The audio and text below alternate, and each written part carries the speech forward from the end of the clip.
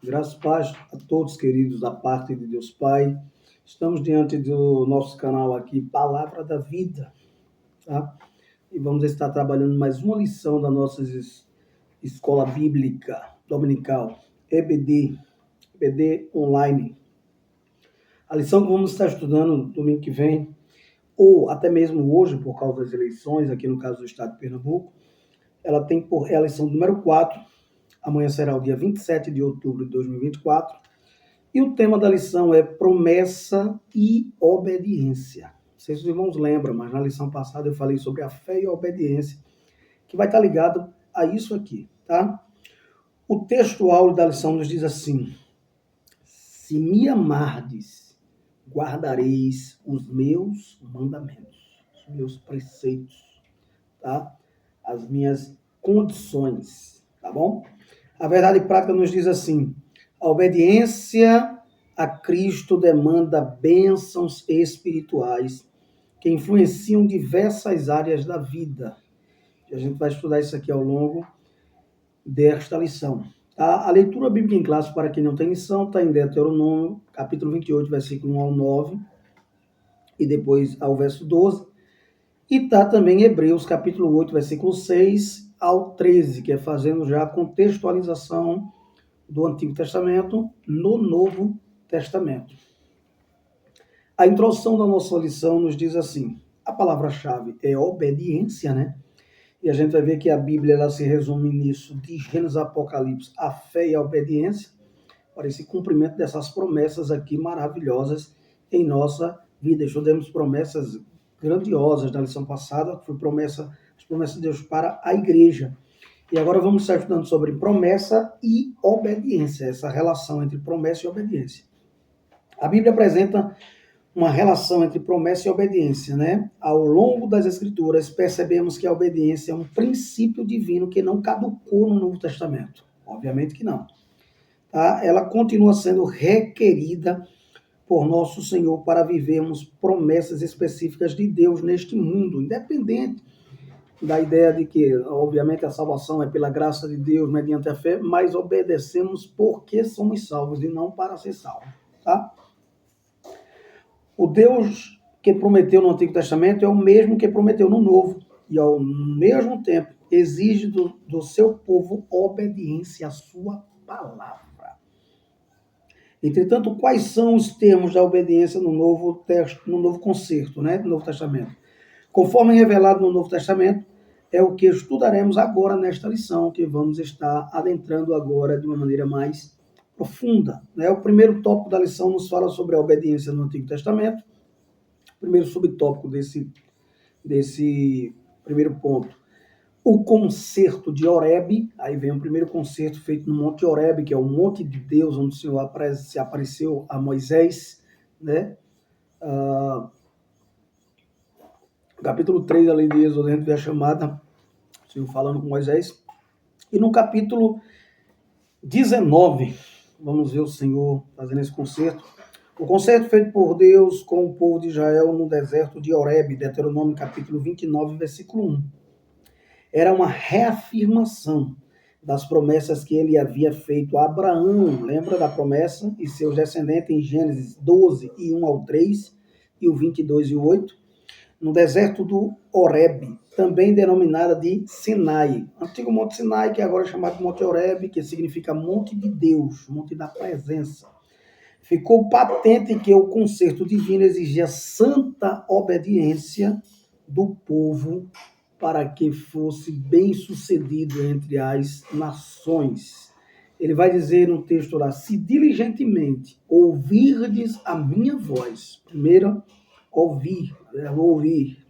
Segundo, guardares o meu concerto, certo? Então, aí vem o cumprimento: sereis minha propriedade peculiar dentre todos os povos, porque toda a terra é minha, diz o Senhor. Êxodo 19, versículo 5.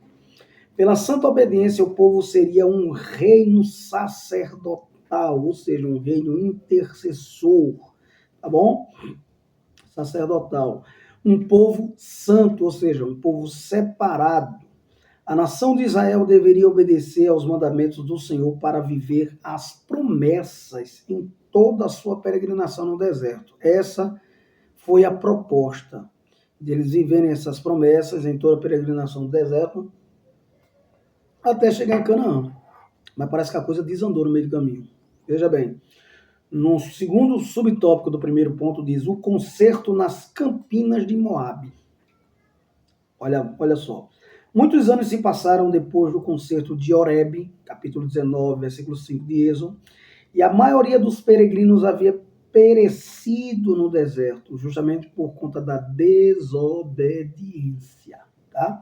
Então Moisés reuniu novamente o povo agora nas campinas de Moabe, que já era uma outra geração que tinha nascido ali praticamente no deserto, pois uma nova geração estava presente a entrar na terra prometida e precisava ouvir, né, as palavras de Deus através do servo de Deus por nome de Moisés.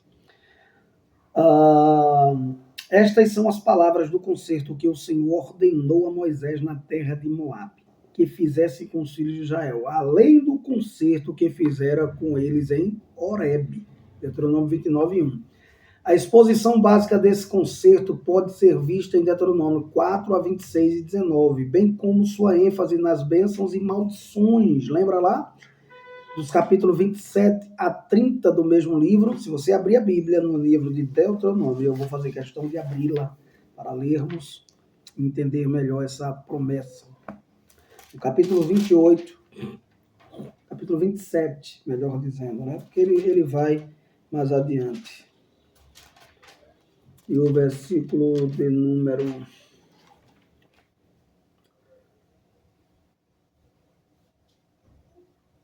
capítulo 27 e o verso de 27 a 30, né? É o capítulo 30.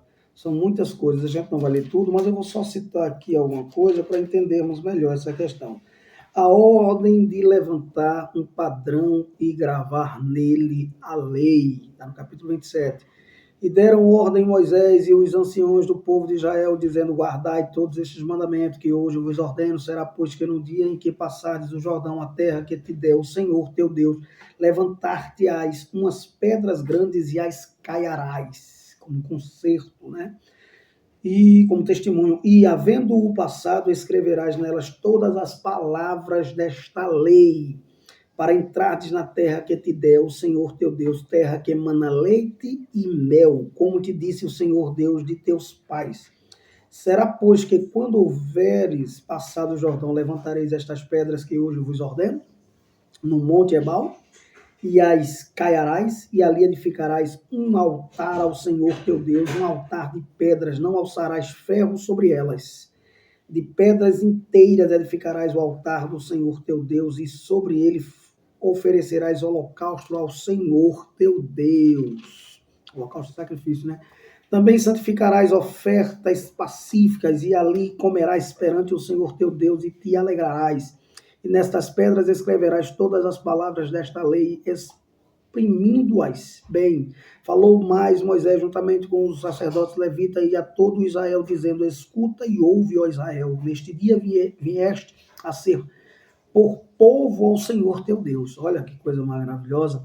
Portanto, obedecerás à voz do Senhor teu Deus e farás os seus mandamentos e os seus estatutos que hoje te ordeno. Mas ele continua no versículo 11 por diante, né? Já ditando lá do Monte Ebal, ele vai falar sobre as maldições sobre aqueles que desobedecem.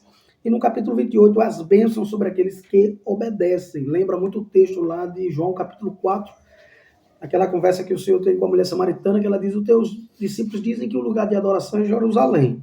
Os samaritanos dizem que é no Monte Ebal, entre o Monte Ebal e Gerizim, onde Moisés ordenou a bênção e a maldição sobre os que obedeciam e sobre os que desobedeciam. Onde devemos adorar?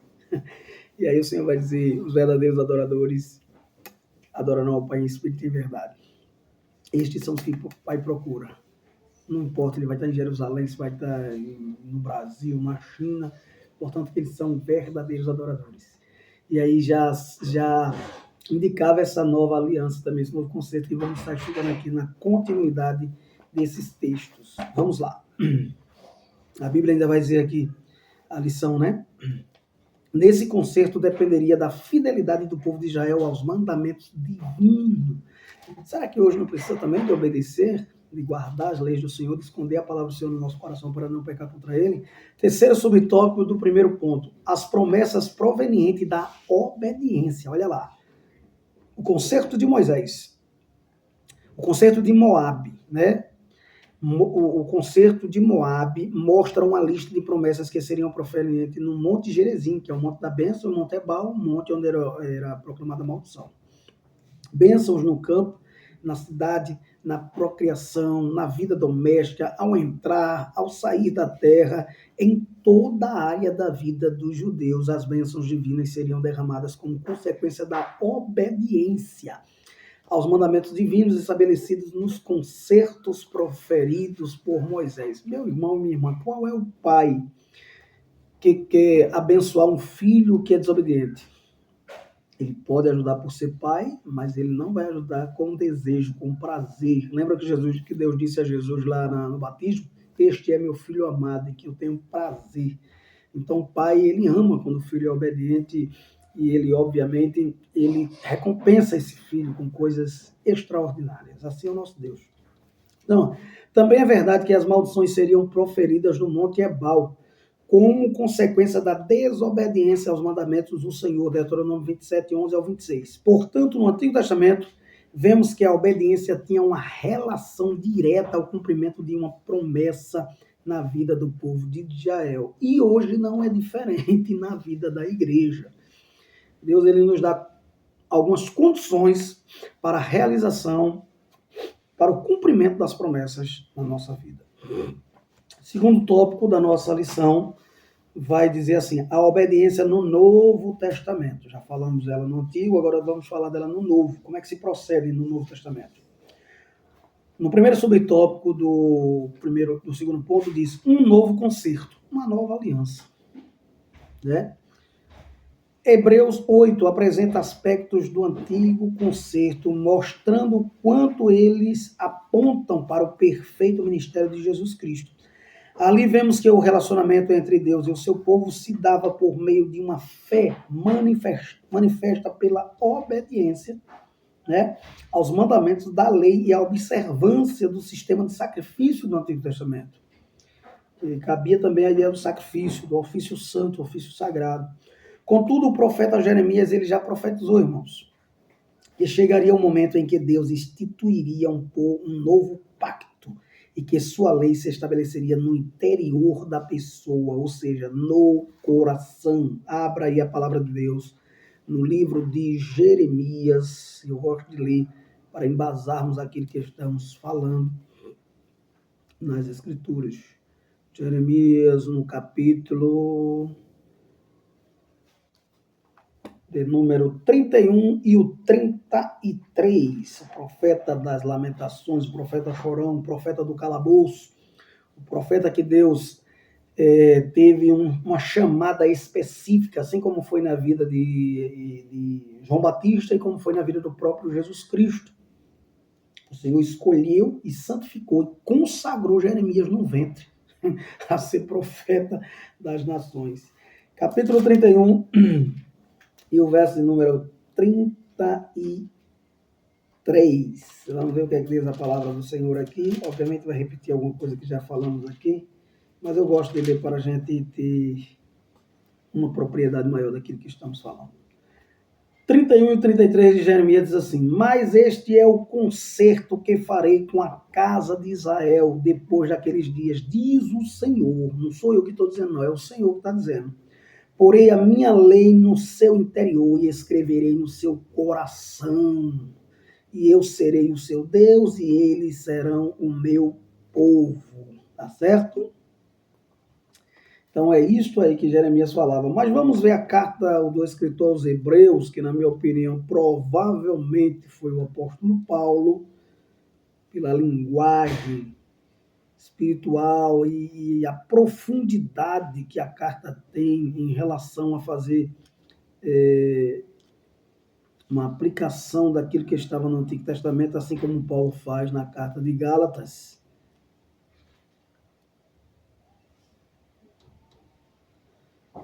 Hebreus, no capítulo de número 8, e o verso de número 8 ao 12, que diz assim: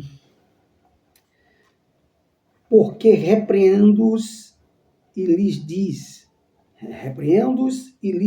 eis que virão dias, diz o Senhor, em que com a casa de Israel e com a casa de Judá estabelecerei um novo concerto, não segundo o concerto que fiz com seus pais no dia em que eu tomei pela mão para os tirar da terra do Egito, como não permaneceram naquele meu concerto, ou seja, desobedeceram, quebraram a aliança, o concerto, a vinha que o Senhor apostou no capítulo 5 lá de Isaías, né?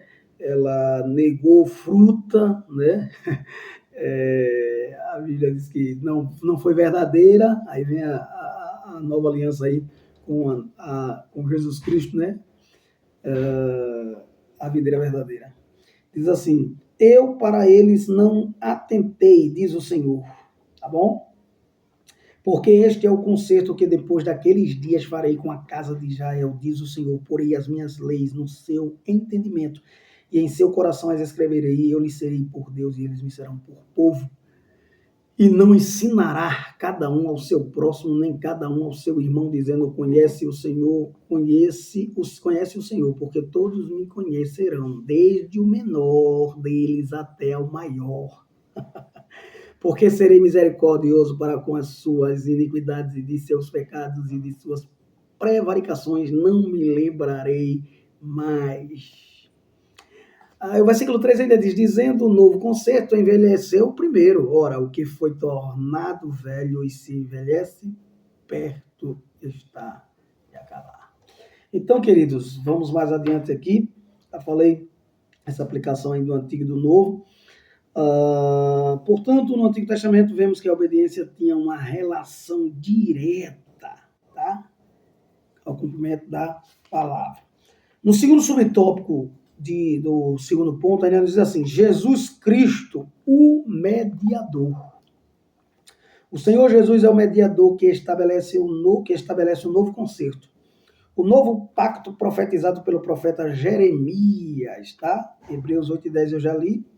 Em vista disso, podemos afirmar que o novo pacto é uma promessa de graça e amor de Deus aos que o respondem com arrependimento, metanoia, tá? E fé à oferta de salvação. Assim, o relacionamento de obediência entre o salvo e Deus se dá nos termos de um novo concerto, em que o Senhor Jesus é o verdadeiro mediador entre Deus e os homens. 1 Timóteo 2:5 vai dizer, existe só um mediador entre Deus e os homens, Jesus, homem, né? Sem deixar de ser Deus, e Deus sem deixar de ser homem. Terceiro subtópico do segundo ponto, obediência no novo concerto. Vamos lá? Os ensinos do Novo Testamento mostram que aquilo que eu falei da aula passada, fé e obediência, meus irmãos, eles andam lado a lado, estão de mão dadas. Quando isso acontece, a coisa anda, a coisa funciona e dá tudo certo. E Deus provê, né? E Deus cumpre as suas promessas. Ele vai dizer, se nosso Senhor ensinou, se me amardes, guardareis os meus mandamentos. Então, amor, aqui ele está falando do amor HP, o amor em ação. A palavra amor no grego, ela tem 4 significados. Ágape, certo? Torges, filéu e eros, que é de homem para com a mulher. Tá? Então, amor HP de Deus para com o homem, e é um amor também não fingido, é um amor puro, um amor perfeito, ou seja, o amor HP, se me amardes, guardareis os meus mandamentos. Essa é a resposta de que eu amo, é a ação de obedecer. Tá? Essa expressão guardareis também pode ser substituída por obedecereis, tá bom? Isso significa que o nosso amor pelo Salvador, que foi primeiramente obediente ao Pai, inclusive até ir para a morte de cruz, a teologia da cruz, não pode ser apenas de palavras, mas em atos de obediência. HP, o amor em ação, tá bom? Então a palavra amor não se resume só na teoria, mas ela está na prática, na ação. Dessa forma, podemos desfrutar de bênçãos espirituais provenientes de uma vida de obediência a Deus e sua palavra, obviamente. No terceiro ponto da nossa lição, nos fala ainda bênçãos provenientes da obediência a Cristo. Primeiro subtópico do terceiro ponto, bênçãos espirituais. Segundo subtópico do terceiro ponto, justiça e paz. Terceiro subtópico do terceiro ponto, a alegria no Espírito Santo. Tá bom? Vamos lá. Primeiro subtópico do terceiro ponto, bênçãos espirituais. No Novo Testamento, é o Espírito Santo que rege a vida dos que fazem parte do novo concerto por meio de Jesus Cristo, mediante a fé. Se você abrir a sua Bíblia, em 2 Coríntios, na carta do apóstolo Paulo, aos 2 Coríntios, no capítulo 3, propriamente dito, em versículo 4 ao 6, o texto vai nos dizer: porque dizendo eu sou de Paulo. Não, é 2 Coríntios, perdão. 2 Coríntios, capítulo 3, eu vi logo no início que não era. E o verso de número 4 ao 6, que diz assim: e é por Cristo que temos tal confiança em Deus. Não que sejamos capazes por nós de pensar alguma coisa como de nós mesmos, mas a nossa capacidade vem de Deus, ou seja, o qual nos fez também capazes de ser ministros do Novo Testamento. Não da letra, mas do Espírito, porque a letra mata e o Espírito vivifica. Olha aí, e esse texto é um texto onde é um dos textos que eu acho que é um dos textos mais mal interpretados por alguns que não conhecem a Bíblia com um entendimento mais apropriado do contexto, porque assim, todo texto, segundo a regra hermenêutica, aponta para um contexto. Quando não se aponta, ele não passa de um pretexto para uma heresia. Então, o qual nos fez também capaz de ser ministros do Novo Testamento, não da letra, mas do Espírito, porque a letra mata e o Espírito vivifica. E ele está falando aqui da ideia de se prender à lei. A lei não é capaz, né, de salvar ninguém, a lei. Ela apontava para Cristo. Quando Cristo chega, isso aí passa, deixa de existir. Tá bom? Então, Cristo. Mas alguns interpretam que a letra mata, e se tiver muito conhecimento, e tudo fora do contexto. A Bíblia vai dizer no livro de Hebreus que a palavra de Deus é espada de dois gumes. A palavra não mata, a palavra dá vida, a palavra gera vida. Porém, a letra morta é que mata. Tá bom? Então, vamos lá.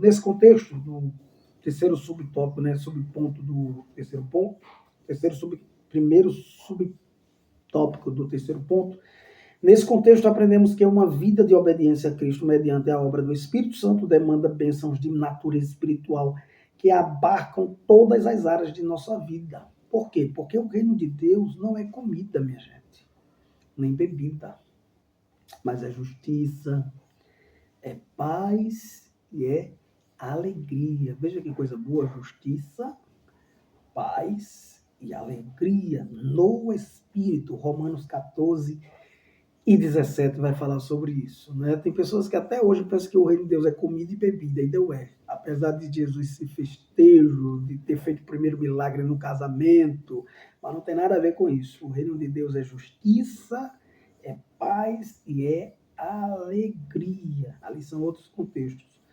Então, no segundo subtópico do terceiro ponto, ainda nos diz assim: justiça e paz. Vamos ver o que é que o comentarista fala sobre isso. Quem obedece a Cristo vive piedosamente em sua presença e em justiça. Vamos ver Mateus, no capítulo 5, e o versículo 6, para ver o que é que o texto diz aqui de Mateus, um dos sermões mais lindos de Jesus e mais difícil de ser praticado. Mateus, no capítulo 5, Sermão do Monte. E o verso, já estudamos uma lição também sobre isso, foi maravilhosa com o comentarista pastor Zé Gomes. 5 e o 6, que diz assim, fala das bem-aventuranças, né? No versículo 3 fala de uma bem-aventurança, no 4 de outra, no 5 de outra. Bem-aventurados os mansos, porque herdarão a terra. Aí o 6 diz, bem-aventurados que têm fome e sede de justiça, porque eles serão fartos. A pessoa que tem fome e sede de justiça, ela não anda injusto, ela não procura praticar injustiça, mas ela procura sempre ser justo nas suas atitudes, nas suas ações, nas suas decisões, no seu comportamento. E se você começar a observar direitinho do Antigo Testamento ao Novo, o Senhor abomina a injustiça. O Senhor, ele usa de severidade com a justiça. Quando os sacerdotes começaram a ser injustos ali, no contexto de Abacuque, em vários outros contextos, o Senhor usou o ímpio para castigar o justo, por causa da injustiça do justo. Tá? Então o Senhor, ele ama a justiça, mas ele abomina a injustiça. Dessa forma, temos uma vida de retidão proveniente da fé, olha aí, e da obediência. Mais uma vez, a fé e a obediência em ação, andando de mãos dadas, tá? A Cristo, pois fomos justificados e santificados por Deus. 1 Coríntios 6 e 11. Então, a paz que excede todo entendimento torna-se realidade em nós. Quando essa justiça acontece, a paz que excede todo entendimento torna-se realidade em nós. Filipenses 4 e 7 vai falar sobre essa paz que excede todo entendimento. É aquela paz de que o Senhor Jesus falou aos seus discípulos. É a palavra eirene, paz. Tá? Deixo-vos a paz, a minha paz vos dou. Não vos la dou como o mundo a dá. Não se turbe o vosso coração, nem se atemorize. O texto de João 14, 27. Assim, a obediência a Cristo gera em nós justiça e paz em meio às turbulências do mundo. Olha, meus irmãos e meus amigos em Cristo, vivemos num mundo tão turbulento, onde há muita confusão, muita discordância, muita briga, politicagem e tantas outras coisas mais. Mas o Senhor vai dizer assim a obediência a Cristo gera em nós justiça e paz. E lembre-se que essa paz aqui é uma das virtudes do fruto do Espírito, tá? Não é uma paz passageira, mas é uma paz contínua. Já pensou, você tem paz com Deus, paz consigo mesmo e paz com os homens? Você tem paz. Agora, uma pessoa que vive intrigada, uma pessoa que vive guardando rancor da outra, uma pessoa que reclama até de Deus, essa pessoa não vai ter paz na sua alma, no seu coração, de jeito nenhum, tá bom? Terceiro subtópico do terceiro ponto, diz assim, alegria no Espírito, outra virtude, outro fruto, né? Outra virtude do fruto do Espírito, que Paulo fala de Gálatas 5 e 22. Tá? Vamos ler aqui Gálatas 5 e 22 para a gente embasar essa palavra. O livro de Gálatas é pequenininho, mas a gente acha ele aqui, tá bom?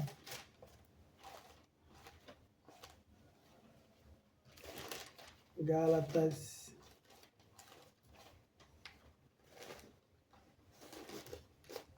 capítulo 5 e o verso 22, que diz assim: mas o fruto do Espírito é, primeiro, amor. Segundo, gozo, que tem a ver com alegria. Terceiro, paz. Quarto, longanimidade. Quinto, benignidade. Sexto, bondade. Sétimo, fé, que tem a ver aqui com fidelidade, mansidão, que está ligado à ideia de ser manso, humilde, e temperança, que está ligado à ideia de domínio próprio, autocontrole pelo Espírito, que gera esse fruto em nós. Então, esse terceiro subtópico, a alegria do Espírito, no Espírito Santo. A alegria proveniente de uma relação com Cristo, é óbvio, é a marca da vida de quem anda na justiça e tem paz, eirene de Cristo. A Bíblia mostra que a alegria é um fruto do Espírito, como eu já falei, Gálatas 5:22, né? Conforme nos ensinam as Escrituras, essa alegria não está condicionada a um ambiente externos da nossa vida, mas é consequência de uma vida cheia da presença do Espírito. Se o Espírito mora em mim, eu tenho alegria, eu tenho justiça, eu tenho paz, tá? A presença do Santo Espírito enche-nos de alegria, de gozo na alma. Então, que Deus nos abençoe em Cristo Jesus. Tenha uma boa aula. Conclusão, nesta lição estudamos a respeito da obediência como relacionamento com Deus, tanto na perspectiva do Antigo Testamento quanto no Novo. Vimos que, a despeito do Novo Pacto ter superado o antigo e o princípio da obediência a Deus e a sua palavra permanece o mesmo. Dessa forma, há promessas de justiça, paz, alegria no Espírito Santo para quem obedece aos mandamentos do Senhor Jesus. Não, ou seja, são promessas condicionadas à nossa obediência a Cristo. Que Deus nos abençoe em Cristo Jesus. Pai, te louvamos por esse momento. Que a graça do nosso Senhor e Salvador Jesus Cristo, o amor de Deus e a comunhão do Espírito Santo seja com todos hoje e sempre. Todos dizem amém. E lembre-se, só entre algum recinto se Cristo entrar com você, e só converse algo se ele puder participar. O importante é que eu diminua e que ele cresça. Deus abençoe, tenha uma boa aula e até a próxima, em nome de Jesus.